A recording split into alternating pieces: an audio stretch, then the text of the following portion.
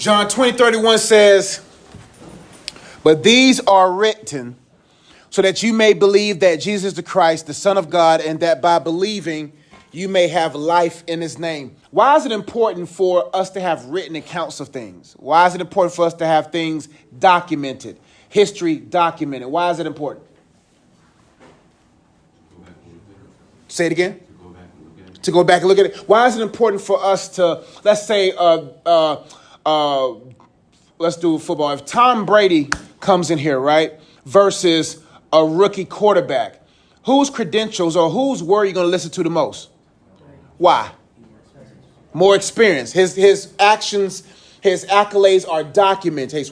So because of his documentation, is proof that when Tom Brady comes in here and speaks about something, we'll believe it. Nobody's going to listen about business from a broke person. If a broke person off the street you just saw on Beatties Ford, you just saw him on the corner, comes here and teach economics, what you going to look? You going to look at him crazy with the same clothes, the same sign talking about I'll teach economics for food. You see what I'm saying? You ain't going to listen to him because you're going to be like, you have no what? Experience.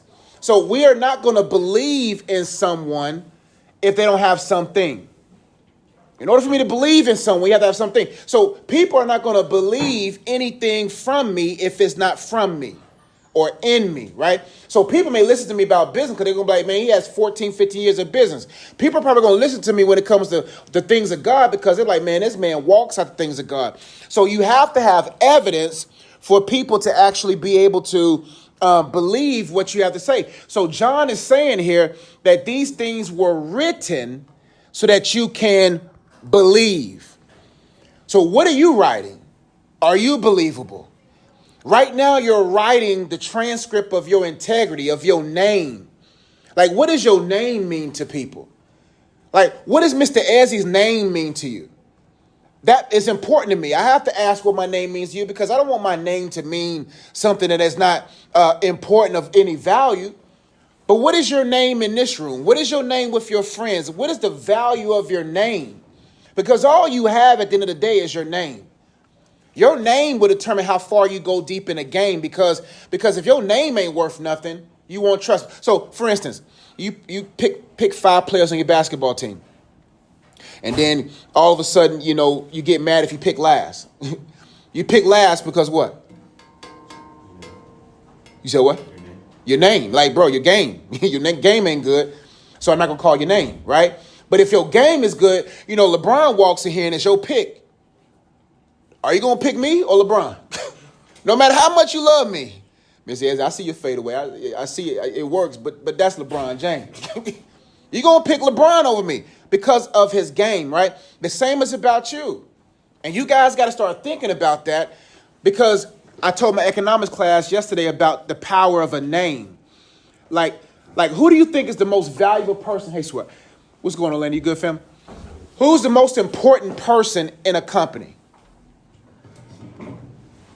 He ain't the most important. Who's the most important? The secretary. Why is secretary the most important person in the business? Or the CEO's secretary? Yep, and what else? That's a good point. What else? Popcorn. Oh, sorry. I was gonna say communications, or they're keeping everybody in order. Mm-hmm. One of the reasons why the secretary is the most valuable person in the business because that secretary has the CEO's heart, has the CEO's ear, right? So if you come in for an interview and you come in there and disrespect the secretary, you may have a bomb interview. You know what that CEO gonna ask? How was he in the lobby? How was she in the lobby? How did she treat you? Because how you treat those you can't benefit from, you won't benefit the person that you want to benefit from. Meaning, if I disrespect the secretary, that's his secretary. If you mistreat her, you're going to steal paper clips. You're going to steal stuff from the office. You're going to cheat. If you cheat her, you're going to cheat me. So what I'm saying is you got to treat everybody well because you don't know who knows who. What if Miss McCullough's cousin, Miss McCullough's grandson is the owner of a company you want to be hired to? What if the lady you done whatever in the grocery store flipped off or disrespect, her husband is the owner of the Panthers? Like, you don't know who's who. That's why you got to say, hey, man, how good is my name? Because I don't know who I'm passing by. Right? And if your name is good, your game will be good. And that's important to process as well. Because so many people are just, they don't care about their name, but your name is what you got. So when someone talks about you, and I love to say this about your name, I don't care who talks bad about me. My name that good. That's why no matter how, it doesn't matter how loud a person talks against your name, make sure your actions are louder than what they're saying. Meaning that if someone says, hey, Sanala is just a horrible person, that person who believes it, but then sees her, gonna be like, who's wrong? Because she's the sweetest girl in the world. And you mean to tell me she's the most evil? So they're not gonna believe her no more because her actions prove differently, right? That's the same thing with all of us, right? But this verse is giving us insight on why we must believe. It says, but these were written, the things about God, the things about Jesus were written so that you may believe. Imagine you being in the Bible days. No TikTok, no Instagram, no computers, no cell phones. And you hear about a man that broke some bread and fed 5,000, 2 fish and fed 5,000. And you heard about a guy that healed a person who was blind, and you knew blind Jerome. Jerome been blind since y'all was kids, and now Jerome talking about, hey, bro, I finally get to see you. You be like, man, whoa, bro, tell me about the man that made you see. Those things were so documented. People say, I gotta believe in him because look what he's done. Now, y'all maybe say, okay, well, that was in the Bible days, but what has God done for you today? What has he been written in the track record of your life that shows you that he's who he is? There was a song we listened to this morning, our staff meeting, says, 'tis so sweet to trust in Jesus, right? When you begin to see how he has kept you, protected you, looked out for you, covered you when you should have been uncovered and exposed, man, you'll be like, man, thank you for writing that on my heart so I can be able to believe. And that's why you got to say, you can't just trust in my belief, because my belief has years of trusting him. You have to say, okay, man, why do I even believe in him? It says, but these are written. Teachers and students, please pardon this interruption. Teachers and students, please pardon this interruption. Those of you who picked tuna salad for your entree today will now get jerk chicken, rice and beans, and plantains. Again, those of you who picked tuna salad will get jerk chicken, rice and beans, and plantains. Everyone else who picked grilled ham and cheese, that will be your option for today. That ain't fair, bro. That ain't fair. I'm getting that jerk chicken today, bro. How you gonna switch up on me right now? Talking about, I want no ham and cheese. Anyway, but these are written so that you may believe that Jesus is the Christ, right? At the end of the day, I think LeBron is playing. This year would be the year that he breaks Kareem Abdul-Jabbar's record, right? And I think the reason why LeBron is doing what he's doing is because he knows that the only argument that he can have against Jordan being the GOAT is that if I have the stats that will make people believe, right? If LeBron breaks Kareem's record and gets a championship this year, he'll have a very strong argument, right? Even though I'm Team Jordan, Jordan's the GOAT in my opinion. But people have stats so that you can believe, right? And so one thing about this that I love is that Jesus has so much stats in your life, man. It's just unfortunate. You ever heard a basketball player, you be like, who has stats that nobody really cares about? What's the on the Golden State Warriors? Draymond Green. Triple single double. You know what I'm saying? He'll have 9 assists, 8 rebounds, 2 points. But how many screens did he set? How many closeouts did he have? How many stats did he have that we don't pay attention to? The same as with Jesus oftentimes. Jesus don't, for some of us, he's not the LeBron. We see the 35, 15, and 10. We see Kevin Durant's 28, 9 and 7. We see their stats. We see 7 touch. Oh man, that boy balling right now. For the Baltimore Ravens, boy, that boy balling. They got to pay that man. right? But you see his stats. How many? 12 touchdowns, 2 interceptions in 2 games or something like that? How many yards? 100 rushing yards per game or something like that? Bro. But who's the one that opened the hole for him? Who's the one that blocked for him? Who's the one that ensured that success happened, right? And so some of the things that God does for us, we don't recognize because they're not big stats. What are big stats that we'll say, oh, God did his thing today. God had 40, 15, and 10 today. What are those stats? Oh, God got me God got me $10,000 a day, man. Okay, God, that's good. Appreciate you. What's some of the big thing that we'll be like, God, for real in my life? Blessed with a lot of money. What else? Healing. Yep. One more. What's one of them big blessings that people are, oh, God is good all the time? Huh? Houses? Or houses. All that kind of stuff. Then we'll be like, oh, God had a good game today. But the biggest stats, what I said before, is that some of the biggest stats that he does, we don't even calculate. Like waking you up every morning. Like I think I told y'all this before. It's like 2 of the biggest blessings that you'll ever get in life is waking up in the morning and making it back home safe. Those are the 2 things we take for granted. Like, do you know right now somebody is going to get on the road this afternoon and not make it home? Like some girl is walking somewhere right now, is getting snatched up as we speak. Do you know Charlotte is one of the top human sex trafficking cities in the world? So a girl right now in Charlotte just got snatched. A boy in Charlotte just got snatched. And you make it home as a girl? You make it home as a guy? Like man, that's a miracle. That's a blessing. Somewhere in our lives, God, like I tell people all the time, the biggest blessings that we ever have in life from God we'll never know about. Like the kidnapper that got thwarted off the plan to take you. The person that skipped your house and your house didn't get broken into. The person that, went to take you and they felt this big presence. That's why I love my angels. My angels been looking out for me. I remember when I was 9 years old. No, it was 12, maybe 10 years old. My mom worked a couple of jobs. And so when I got off the bus, I played, in 5th grade, I played the bass right like that. So when I got off the bus, I'd take the bass in the house. But I was home by myself for like 3 hours or so. And there was this guy that knocked on my door. And I was 10 years old.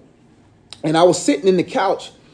And dumb, naive Josh was about to be like, it must be my neighbor. I'm telling you, God is my witness. I couldn't get up off that couch. Something held me on that couch. Come to find out, maybe a few minutes later, come to find out they caught the man up the street. Come to find out he rapes kids, molests kids. So what happened if I opened that door to that man? My mom went home. What would have happened to me? Probably wouldn't be here today, right?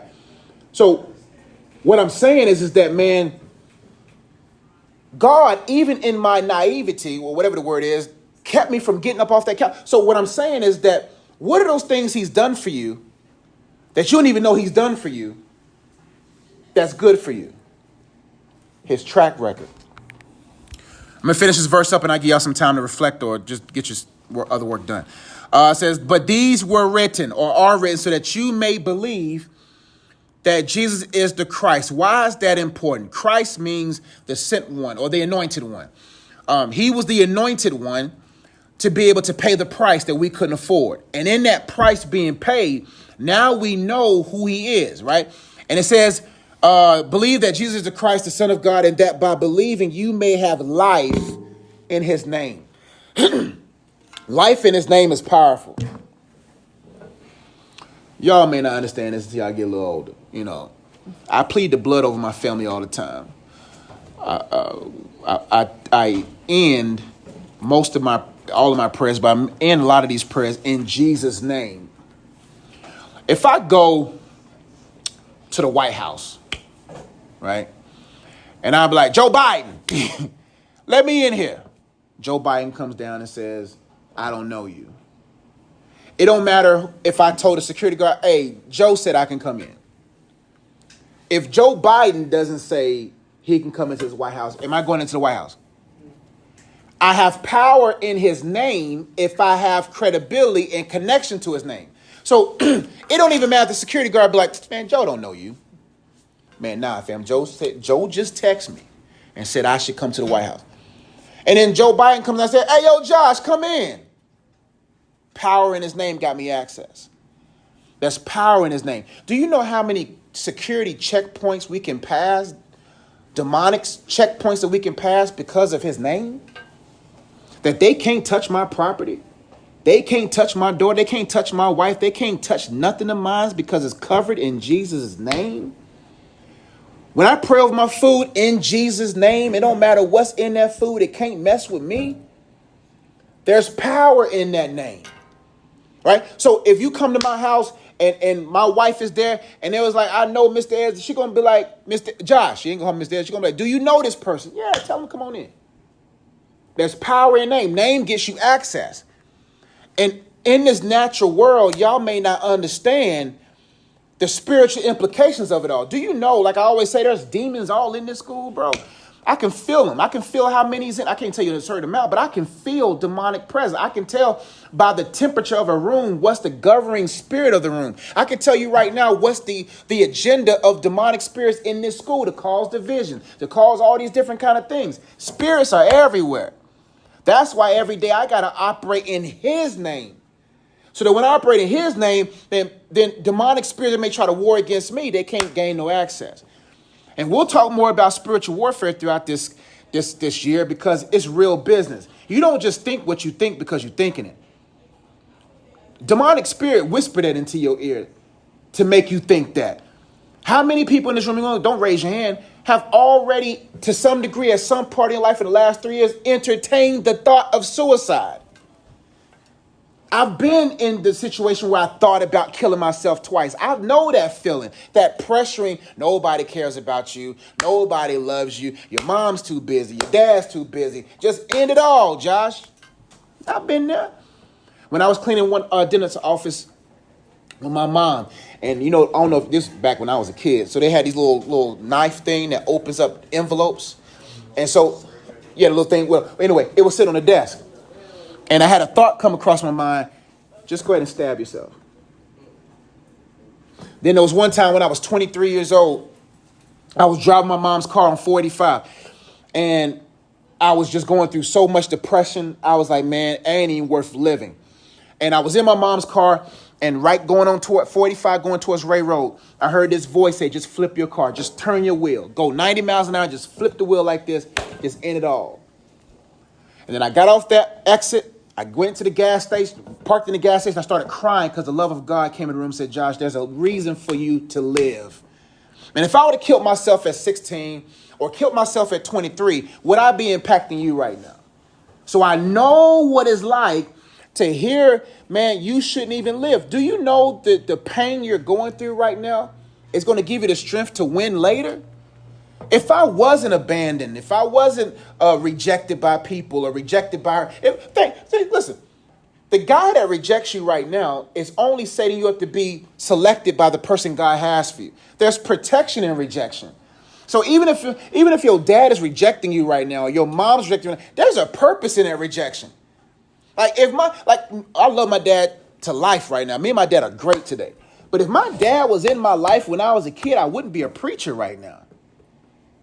So sometimes God removes people out of your life to make sure they don't overly put negative things in your life. So I say all that to say is that there's power in his name. And there's power in your name when it's connected to his name. Any thoughts, questions about that? I'm done. Everybody good? Everybody all right? All right, well, I'll close the door. If you need to take a nap, take a nap. If you need to work on something, work on something.